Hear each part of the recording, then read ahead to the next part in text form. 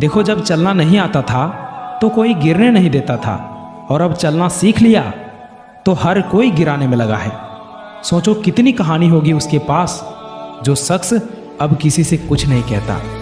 रातों को नींद ना आना, टारगेट की टेंशन होना और बेवजह हर रोज बेचैन होना। अगर ऐसी स्थिति से तुम गुजर रहे हो, तुम्हारे अंदर ऐसा लक्षण दिख रहा है, तो समझ लो तुम इतिहास रचने वाले हो। क्योंकि जो अपने कदमों की काबिलियत पर विश्वास रखते हैं वही अक्सर मंजिल पर पहुंचते हैं।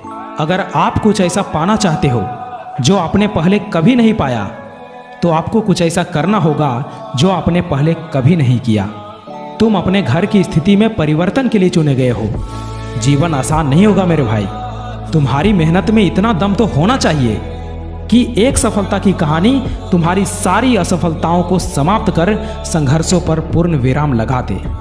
देर से बनो, लेकिन कुछ बनो जरूर, क्योंकि वक्त के साथ लोग खैरियत नहीं, हैसियत पूछते हैं। इसलिए जीवन में जो भी करो पूर्ण समर्पण के साथ करो। उदय किसी का भी अचानक नहीं हुआ मेरे भाई। सूर्य भी धीरे धीरे निकलता है और ऊपर उठता है। याद रखना, उम्र से पहले ही समझदार बन जाते हैं वो लोग जिनके हिस्से बचपन से ही दुख और जिम्मेदारी आती है। अरे अपने वही है जो संघर्षों के समय भी तुम्हारे साथ हो, क्योंकि सफलता के बाद तो पराये भी अपने हो जाते हैं। आज मेरी परिस्थिति देखकर तुम मेरे खिलाफ जितनी बातें बना सकते हो बना लो, पर याद रखना, जिस दिन ये समय मेरा साथी बन गया ना, तो तुम्हें खुद पर शर्म आएगी कि मैंने किस आदमी के बारे में क्या बोला था। आज मेरा संघर्ष चल रहा है और तुम्हारी मेरे खिलाफ बातें। जिस दिन ये मेरा संघर्ष सफलता का रूप लेगा, उस दिन तुम्हें समझ में आएगा कि मैंने किसके बारे में क्या बोला था।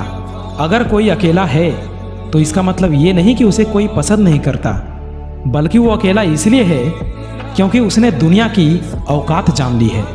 जब लोग पूछते हैं कि आप काम क्या करते हैं, तो वास्तव में वो हिसाब लगाते हैं कि आपको कितनी इज्जत देनी चाहिए।